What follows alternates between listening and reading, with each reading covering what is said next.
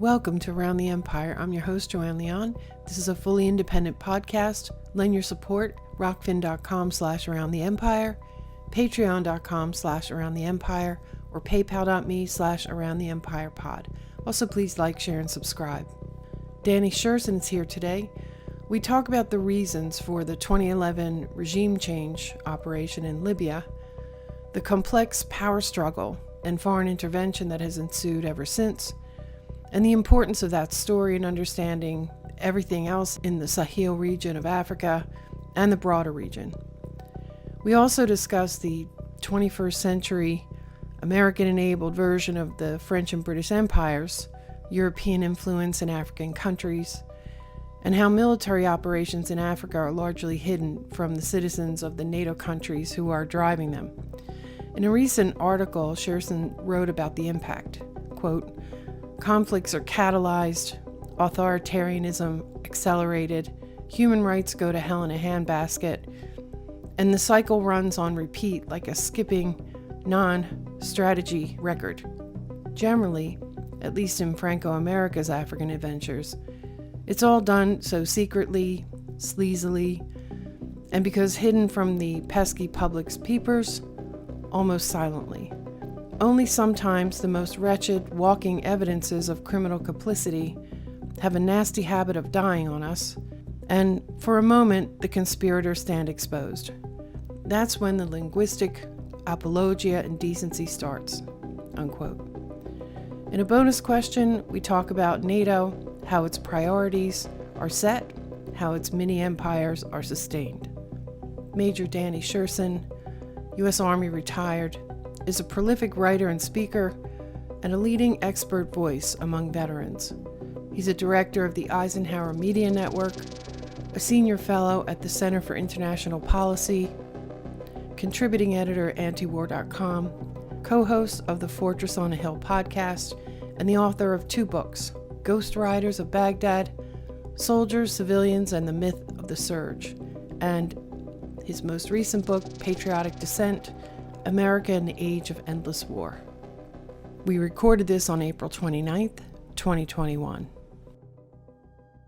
Danny Sjursen's here, speaking to us from Kansas. Hi, Danny. Thanks so much for coming back on the show. Great to see you. Oh, good to see you. Thanks for having me. Our first video version, so I'm excited about that. It is. So I emailed Danny because I had binge watched a series of interviews that he did on a show called Facts on the Ground. And you were largely talking about France and AFRICOM, although the topics went beyond that. And there's also been a number of articles. You've been writing a lot, doing a lot of interviews about the AFRICOM command and about different countries like Chad and things I embarrassingly don't know enough about. But it brought up a bigger question for me that really kind of started with the war in Libya and with some of the things that were revealed after Libya. And then even some bigger questions than that, like about NATO. But specifically the story that has sort of stuck in my mind for a long time. Well, Libya just was a war that really, really got to me from the day that it happened.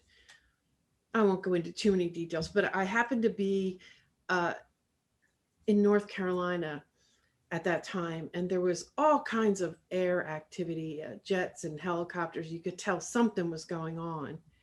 And, the next day we attacked Libya. And so I read an article, Brad Hoff did an article after that. He was analyzing some of the Hillary Clinton emails where they talked about Gaddafi and Sarkozy and some of the things that really were some of the motives behind, on a smaller scale, the attack on Libya. And it had to do with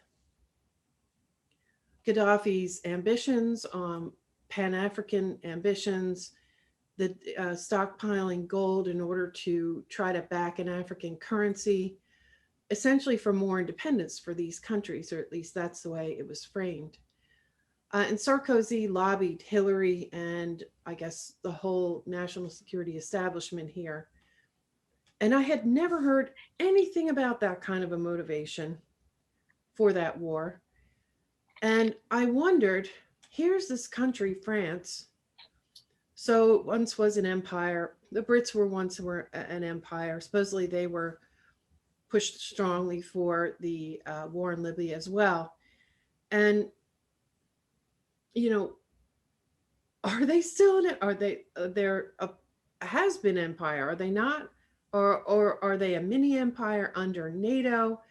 Like, what is going on here?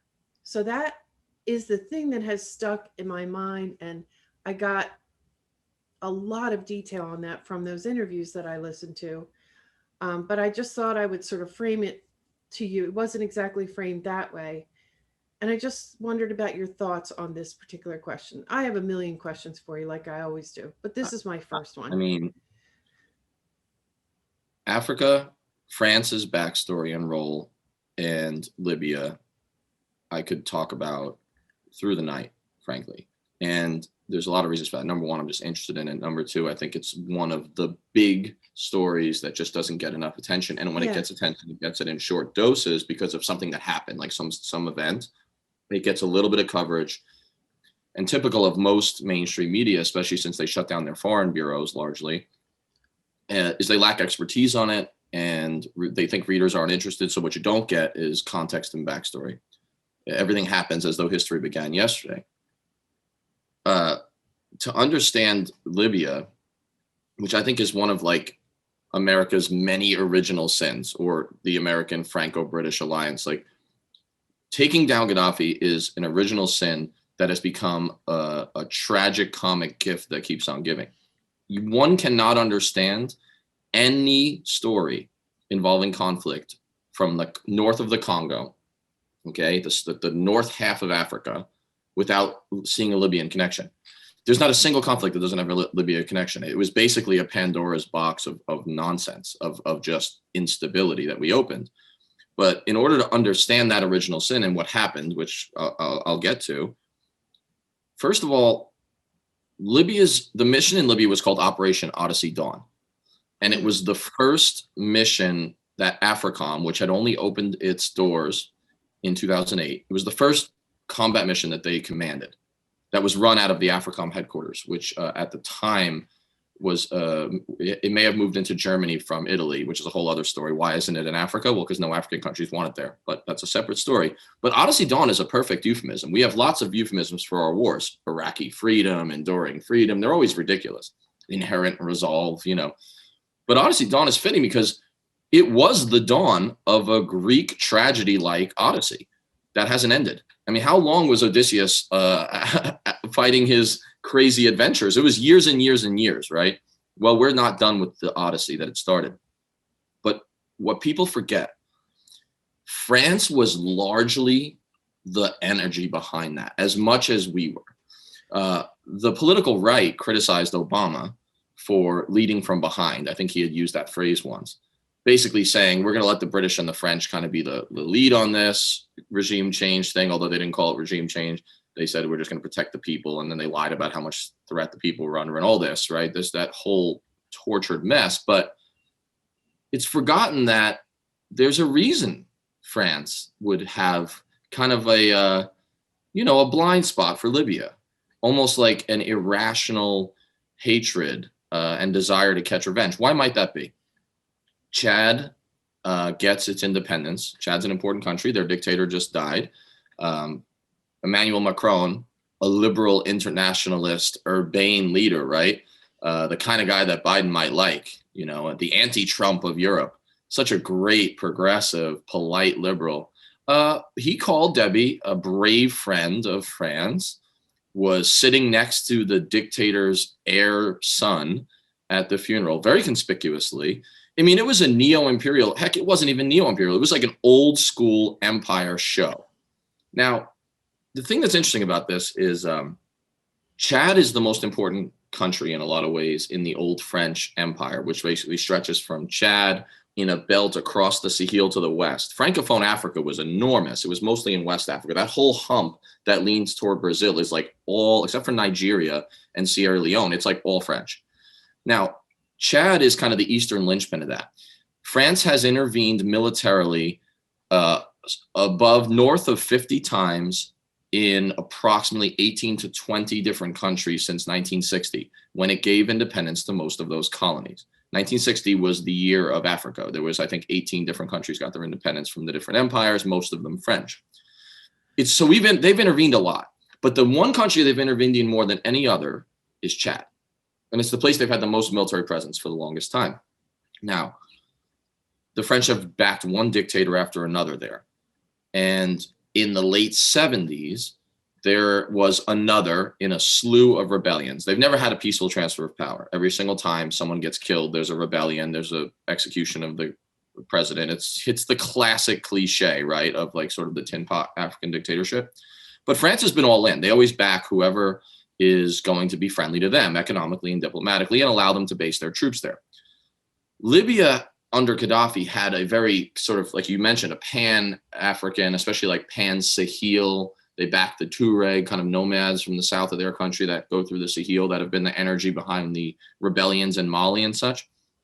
So Gaddafi backed one set of rebels from northern Chad in the late 70s. And then eventually invades and takes something called like I'm not sure I'm pronouncing it right, like the Izu Strip along. It's like a straight line, one of those European lines in northern Chad, southern Libya. He seizes that. Eventually, actually, at one point in, I believe, the early 1980 or 81, Libyan army troops actually seized the capital of Chad. So they were intervening. The French are not going to allow this. So they intervene several times and fight a war with Libya, an undeclared war. I mean, French soldiers died, lots of Libyan soldiers died, and the United States backed this. So in 1982, the worst of Chad's dictators, this guy, Hissène Habré, it was his name. He was in charge from 82 to 90. I mean, he's a convicted International Criminal Court murderer in prison right now. I mean, he was convicted for everything from summary executions to sexual slavery. He was a sexual slaver. Like and so the French back him with troops, lots of troops. And starting in 1986, they have a mission which involves just about 1,000 French soldiers called Operation Epervier, I believe is what it was pronounced. The Americans get in on that because Reagan, even according to his Africa specialist for the region in like the State Department or in the National Security Council, said something to the effect of Reagan had like a hard-on, for lack of a better word, for Gaddafi. He had just a blind spot for this guy. He hated him so much. And, he's the new Hitler. He's just like Saddam was. Everyone's always the new Hitler. Yeah. So the CIA runs like a $15 million secret clandestine operations program, including buying hundreds, if not 1,000 or more Toyota Hilux trucks for the regime of this sexual slaver / executioner of tens of thousands of Chadians to help the French. So we don't put ground troops in Chad, but we send the CIA in to help the French, to help the Chadian dictator. In 1986-87, there's actually a war fought, which I think Toyota should put on their commercials, by the way, when they advertise. Like, they should say, because they called it the Toyota War. You can Google this. The Toyota War was fought, and there was CIA Humvees, Toyota Hilux trucks with machine guns mounted on the back, and they fought this desert war against the Libyan army. So it's very interesting. I think what Toyota's commercial should say is like, how many other brands of car have a war named after them in Central Africa? And I think there's a resurgence now in Syria too. So. Oh yeah, it's back. I mean, the Hilux truck was the Taliban's tool of choice, which is not coincidental, right? Because the CIA was involved with the precursor to the Taliban. The reason I say all this is something happened. Libya was the wedge that got France permanently back into Chad, because Operation Epervier does not stop when the war between Chad and Libya ends in 88. They stay. They haven't left. And what happened is in 2014, after there was a big rebellion in Mali that took over the north of the country that they said was like Al-Qaeda based, but it was largely Tuareg nationalism, but it got inflected with Islamism. It's still going on. The French came up with this new kind of pan-Sahel, they called it an anti-terror operation that's been going on since 2014. It's been called in their media and ours France's Afghanistan, which is not incorrect in a number of ways as an analogy. What they did is they renamed Operation Epervier, which is headquartered in the Chadian capital, Operation Barkhane. And now it covers 5 countries in the Sahel: Mauritania, Mali, Burkina Faso, Niger, and Chad. So it's still headquartered there. What they did was they basically said, look, Libya is no longer a threat, especially since we got rid of the regime there. Of course, they turned it into even more of a threat of instability. They just renamed it. So the point is, you've got a mission in Chad, a headquarters for a French operation that's as old as my sister, okay, who just turned 35. And, you know, it's been there since 86. America has been backing it with now small numbers of troops. We usually have about 80 troops on the ground there, lots of money, and all of this backs these dictators. The guy who just died, Deby, the new Chadian dictator, who is one of the longest serving presidents in the world, he'd been in power since 1990. He was the army chief under that sexual slaver who's currently in prison. But he became a rebel and overthrew him with French support in 1990. Since then, France has intervened 3 times to protect his regime from rebels in 2006, 2008, and then in 2019, when they actually bombed unilaterally rebel convoys that were trying to take the capital. But what's interesting about Sarkozy and how this connects to Libya is the French had a long history of fighting Gaddafi, even more than we did. They lost soldiers doing it. Sarkozy comes into power but just about 3 or 4 years before Odyssey Dawn, before we take down Gaddafi. And he said in an interview in 2008, in February, he said, it is unthinkable that the French army should be drawn into domestic conflicts in Africa. What he was saying is, we're turning over a new leaf. We're not going to do neo-imperialism anymore. Now, months after that, the French did intervene to protect Deby from another rebel element. And then 3 years later. Did he mean that sarcastically? I don't think so. Okay. It is possible that, I mean, it's hard to know the motives of the guy. Yeah. Sarkozy, more than other French leaders, didn't have a background in Africa. He didn't have like a connection to it. He hadn't served in the Foreign Office for African Affairs like many of them had. So in some ways, he may have come in and said, look, this is ridiculous. Like, this is old school. We need to get away from this. Fact is, though, that like the United States, the bureaucrats in their foreign ministry have always had a lot of power. The professionals, the ones who stay through the transitions, and the Africa office, it used to be called the Africa cell. That used to actually be what it was called until 2008. But they're still around. The Africa cell has always been dominated by rightists, by right-wing people in France. And they're pretty far right. You know, Europe, we think of as so much more liberal than the United States. In some ways, that's true. These guys have a lot of power, and they push presidents of France in a certain direction. So it's hard to know how much he meant it. But what we do know is that when it came time for, you know, Gaddafi's rebellion, it was the French who were largely pushing it. They were really the energy behind this, and it's forgotten. And Obama was, as always, a little bit more like squishy. Like, he went along with it and did this terrible deed that we're still paying for. And he eventually admitted that it was a shit show and it was his biggest mistake in foreign policy, which is great, except we're still living with it. You know, so I appreciate the apology, which you won't get from a Bush, but it's not really helpful to the people on the ground. So anyway, the French are lead bombers in that campaign, but they run out of ammunition within the first month because they're a small empire. They have grandiose ambitions, but they can't back them up. They write checks they can't cash. But luckily, they have the big brother United States who resupplied them, emergency resupplied them so they could keep bombing Gaddafi. When Libya falls, this is a story people do know, and then I'll pause and let you kind of pivot us where you want to go, because I know this is long, but I think it's important. When Libya collapses into chaos, like Iraq does, like any country you do a regime change in, this is what happens. Turned out Gaddafi had a lot of guns. He had so many guns. He had such a big arsenal that he'd been supplying the IRA in Northern Ireland in the 70s and the 80s. He was shipping guns overseas to other rebellions. So all these guns and what he called his Arab Legion, which was recruited from expatriate Tuaregs, nomadic, semi-nomadic peoples who live throughout the African Sahel, just south and west of Libya. He had always said, like, I'm going to support a pan-Tuareg state, because the Tuaregs are like the Kurds. They're like a stateless people. They're one of the larger stateless people. In terms of geography, they might be the largest, not so much population.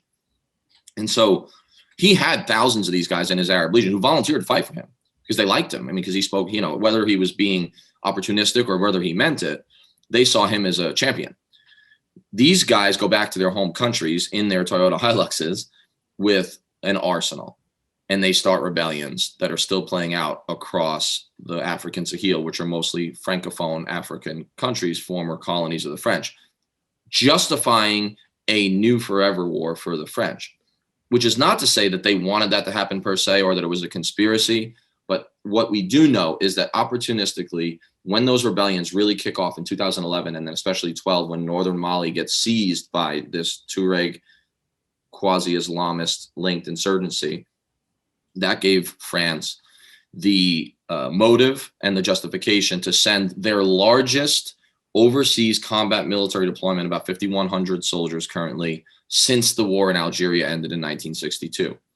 Operation Barkhane, which is this 5-country French military intervention, is their largest war in 58 years. And none of it could happen. This is my last point. They couldn't do it. They lacked the airlift, they lacked the intelligence, and they lacked the logistical capability, which was proven when they ran out of ammunition in the Libyan war, to do this unilaterally. What AFRICOM does is it enables the French through direct grants of money, which isn't their primary function, but through intelligence sharing. We used to fly drones for them. They didn't have their own drones until about a year ago. They couldn't do their own drone strikes, but we still provide the surveillance for them that they need, the intelligence they need to target, and a lot of the logistics and airlift. You have American planes and helicopters moving French soldiers around to fight. So what has happened is AFRICOM has subcontracted the French to partly do their bidding, right? Fighting terror in West Africa. And the French, of course, then subcontract a lot of that duty down to their favorite ally in the region, which is basically an army with a state rather than a state with an army, and that's Chad. And that helps explain why Emmanuel Macron, who is this liberal internationalist, progressive, polite guy, is sitting next to a dictator's son who took power in a military coup that was extra constitutional after his father's death, because power was supposed to go to the Speaker of the House by their constitution. An election supposed to be held within 90 days by their constitution. But he said, no, I'm taking charge as part of the head of a military council, and I'm not going to have elections for 18 months. All of that is to say, it's all connected, and this is a big story, and it's not getting the attention it deserves. And when it gets attention, it doesn't get that context I just described. There are so many things in there, perspectives I didn't know before. Let me ask one small question first. How do you run out of bombs when you're the person pushing for the war? How can that possibly happen? I think it's a learned response. Think about, enabling is an interesting thing.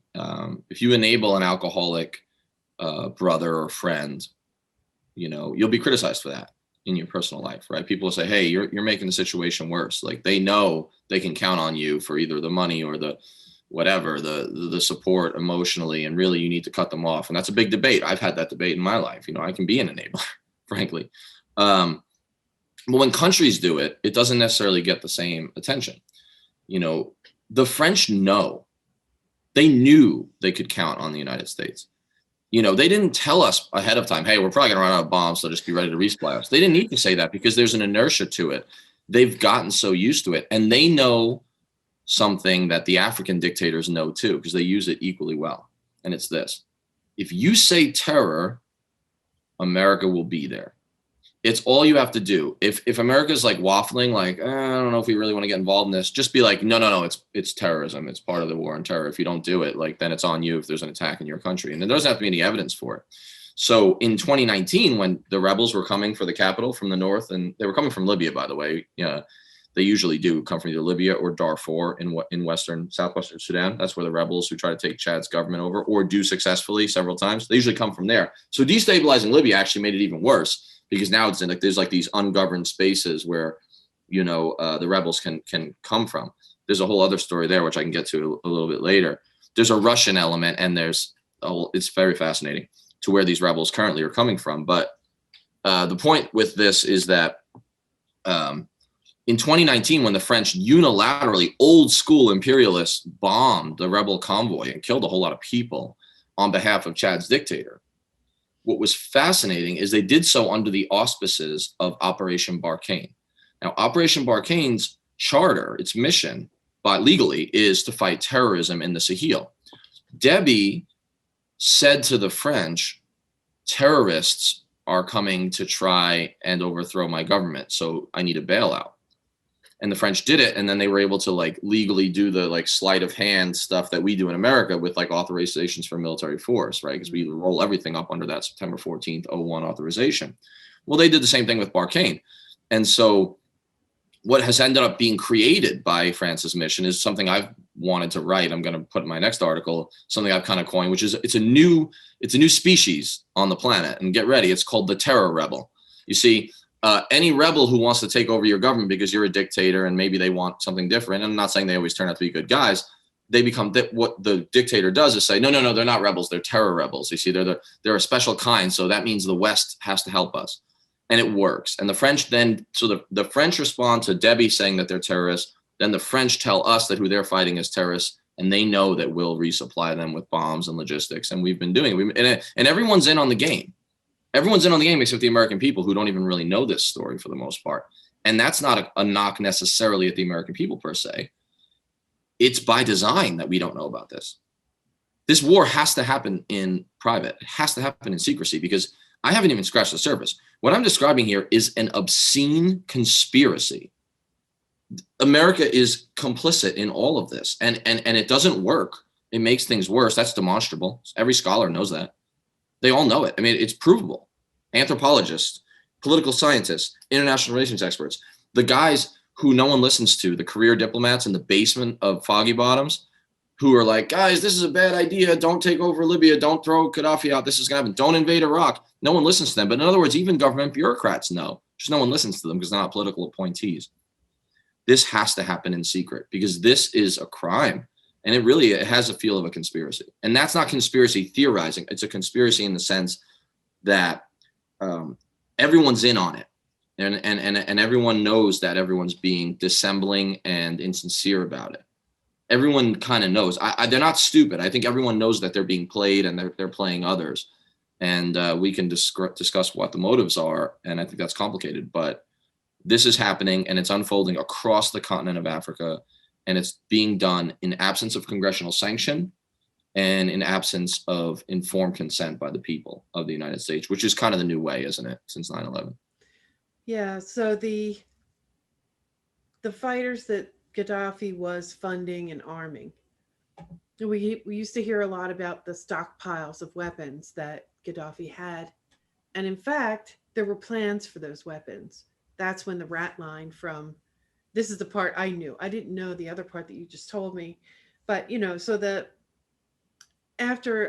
so it was always going to be an overthrow of Gaddafi from the start, even though they swore up and down first to get, UN Security Council to get Russia and China to at least not object.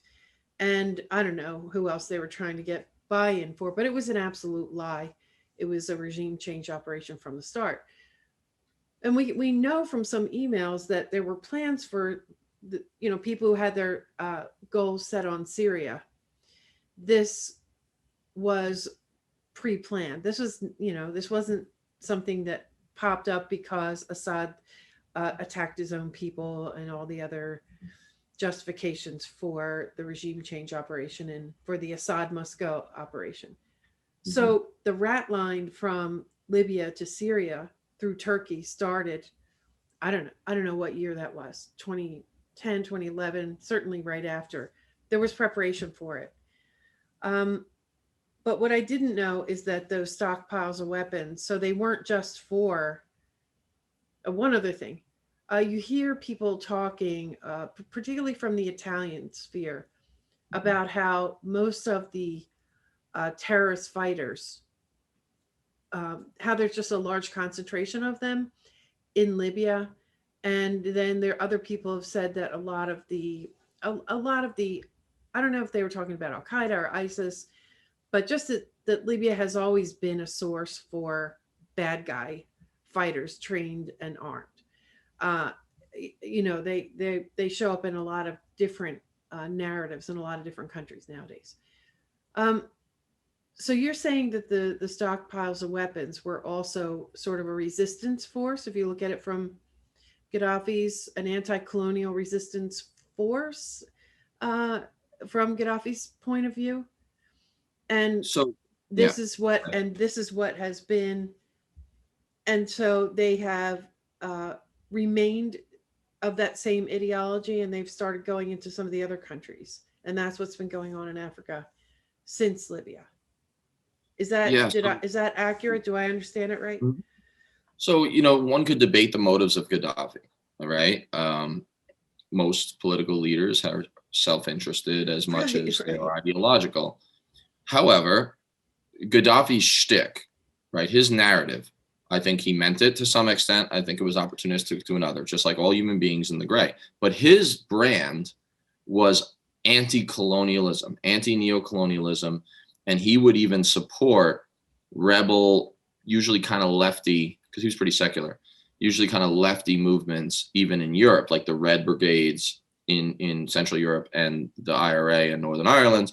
And then more so, he supported Pan-African, especially like North African and the Sahel, just south of North Africa. His thing was, we need to unite to get the Europeans out of here, to have economic independence, to have true political independence. And if you're opposed to neocolonialism, like Gaddafi was, your prime enemy is France. The British maintain a neo-colonialism to a certain extent, but it is nowhere on par with the French. The French are the most overt imperialists in the world. Like, they are incredible. It's incredible. If you listen to the talk, like, look, Joe Biden didn't go to the funeral in Chad, and he certainly didn't give one of the main eulogies, and he certainly didn't sit next to the dictator's heir, which is the only way to put it, heir. I mean, this is now a dynasty. It's dynastic dictatorship, which is new for Chad, by the way. Not because America is not complicit in bucking up Chad. We are. We give them plenty of military aid and support, and we've had troops there, and we support the French and what they're doing. The French, though, they don't even apologize for their imperialism. It's incredible. And so if you want to get the Europeans out of Africa, you're more worried about France than Britain, because the French, as of 2006, for example, or 2008, so we're talking just a few years before Libya. I was just reading this morning in one of my reports I'm going through, had 9,900 soldiers on the African continent, okay, which was way more than anybody else combined. That was more than the British and the French. That was more than the British and the Americans combined. And they are, not only stationed throughout the world countries, but they had the most trade of any European power with Africa. That's decreased, but until about 2008, they were number one, and then China was number two. China flipped the whole thing. China became number one in trade, and that's part of what's motivating this great power conflict proxy in Africa. But the French were your enemy, and so that was part of the reason that he was able to bring in these volunteers to fight for him. The opportunistic side is he largely used them for his own purposes. Yeah.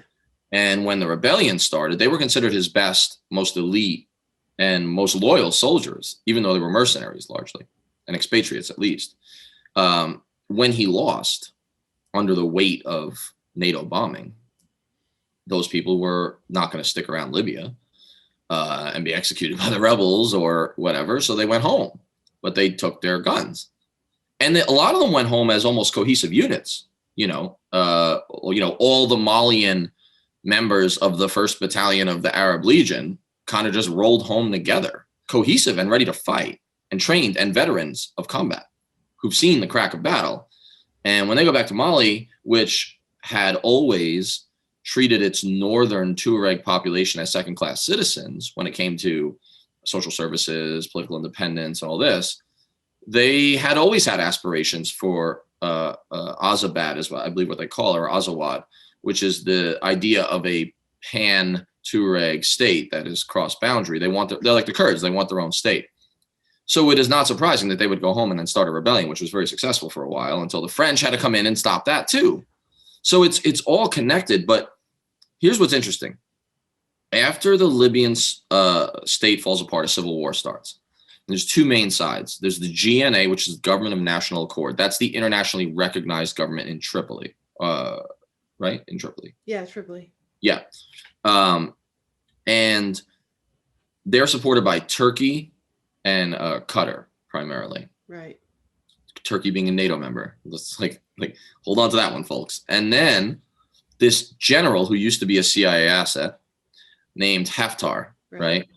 He is out in Benghazi in more eastern Libya, and he's got the LNA. This is still going on, although there's been like a tenuous peace for a few months now, or since the end of 2020, like a ceasefire more than anything else. He's got the other half of the country, Libyan National Army, LNA. Now, who supports the LNA? America has allies on both sides of this proxy. Yes, I know. Supporting the LNA is all of our Gulf state friends besides Qatar. So we got the UAE and the Saudis. The UAE has even brought in, like mercenaries and air power. And the Turks have brought in Syrian mercenaries, former Syrian rebels, mostly Islamists, to fight for the GNA side, which is Islamist inflected. But there's two other elements that support Haftar. Very fascinating.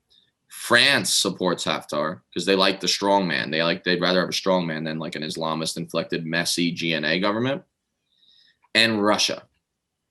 So to review, we have our big NATO ally with the strongest army in NATO, probably besides Turkey in terms of size, but it's even probably more advanced than Turkey's.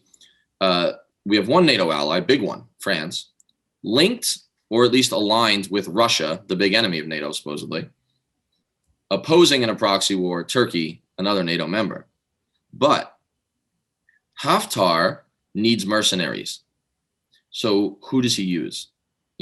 He doesn't want to get a lot of his own people killed. It's better to use cannon fodder that are mercenaries. He uses anti-Deby, anti-president of Chad rebels and conscripts them into his LNA. They're stationed at an air base outside of Benghazi. And who else is stationed at that air base? This is happening like now over the last couple of years.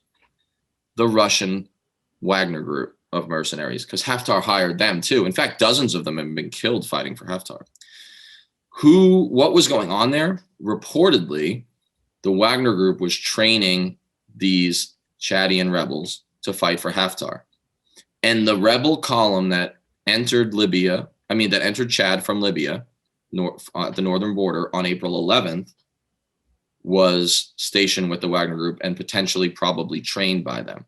So, but France supports the guy who was doing the training. So what I'm saying here is, that makes this no sense. Haftar connection is blowback, contradiction, absurdity, whereby now France is supporting a dictatorship that is being opposed by rebels that are being supported by the dictator wannabe that they're supporting in Libya. My point is, this gets so Kafkaesque. Sometimes countries are a little too smart for themselves. America's CIA does this all the time. If you meddle enough, if you get in the gray enough, eventually things get so twisted that you can't control it anymore. And so France is in this odd situation where they are supporting forces that are creating their own problems that they then have to solve. And then they make new alliances that cause more problems. And so they're never going to get out of this unless they just leave. They're just going to make it worse. And then, in America, that's how we do it now too. The French and the Americans are the two most similar countries in the world. I always say that. We're the most exceptionalist, arrogant, universalist countries. That's why we sometimes fight like two brothers from the same parents, Yeah.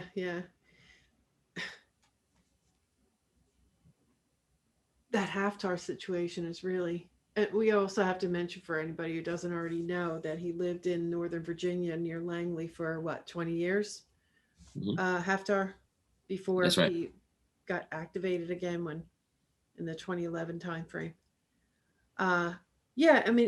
Also things like this, while they are Kafkaesque, as you mentioned, and they are grossly complicated, they're also sort of, they're a place you can learn from you can learn more about. They're like mini world wars in a sense, played out sort of like Syria was. Just crazy. In Syria, we ended up with people we supported shooting at each other, things like that. So we saw little mini pictures of all of that. So I'm running out of time with you. So let me let me prioritize here what I want to talk about, because I want to roll into a bonus question that's a big, sort of big picture bonus question. Let me see what you think of this. So, with Libya in mind, but also now you've expanded that picture for me a lot. So, how does NATO determine what its priorities are? How do we get to the point where, NATO does lots of operations with mercenaries, with covert type things. But we always hear that NATO is, it's just the United States with a NATO mask on. But how do these other countries sort of, like, how do you get to the point where the first Black president destroys Libya? How do how do they lobby? How do they decide where the NATO militaries are going to be deployed and what the priorities are? Or is it just such a tangled mess because you have too many allies and they all have conflicting interests? But if you could, I know that's a kind of a weird question, but I'm curious about your thoughts on it. The answer to the bonus question is in the extra bonus segment for patrons. You can get access to all bonus content by subscribing at Rockfin or Patreon, plus other perks like patron live streams, Zoom calls, and access to our Discord channel where we can talk among ourselves. So that's my pitch, and I hope that some of you will join us. And now I'll continue with the interview wrap-up. If you would, Danny, please tell everybody how to follow your work, how to subscribe to the podcast, how to find all your articles and all that. Yeah, so for my personal stuff, skepticalvet.com, all my articles kind of come up on there, and speaking engagements. Twitter at skepticalvet, I post all kinds of things. And then two other things to keep an eye on are, my podcast, fortressonahill.com. Just go there. It's easy to subscribe. It's on like every platform. And then also I'm directing this relatively new Eisenhower Media Network, which you could just Google Eisenhower Media Network and our site will come up. It's .org, I believe. And, it's just anti-war veterans of the military and national security establishment who we kind of try to book and place in media. And they're yelling about a lot of these things. They've got credibility and expertise. And so that's basically 4 key places that you can check out what I'm up to and what's keeping me up all night. Yeah, I forgot. I had seen that, but I don't know a lot about it. I'll need to talk to you a little bit more about that to see. That's fantastic. I'm so glad to hear about that. And thank you so much. I really appreciate it, Danny. Let's talk again soon. Absolutely. We can do Africa updates every few weeks or months. I'd be happy to do that. That'd be great. All right. Well, thanks for having me, and we'll talk again soon. See you later. Thanks for listening. Special thanks to Danny Sjursen. Follow him on Twitter at skepticalvet. Subscribe to the Fortress on a Hill podcast. Buy his book, Patriotic Dissent, America in the Age of Endless War, published by Heyday. This podcast, independent media. Listener support, really important. Rockfin.com/AroundTheEmpire, Patreon.com/AroundTheEmpire, PayPal.me/AroundTheEmpirePod. Find this on any mobile podcast app, on the website AroundTheEmpire.com, and as I said, on Rockfin, Patreon, or on YouTube. Don't forget to like, share, subscribe. Follow on Twitter at AroundTheEmpire, and we'll see you next time. Take good care, everybody.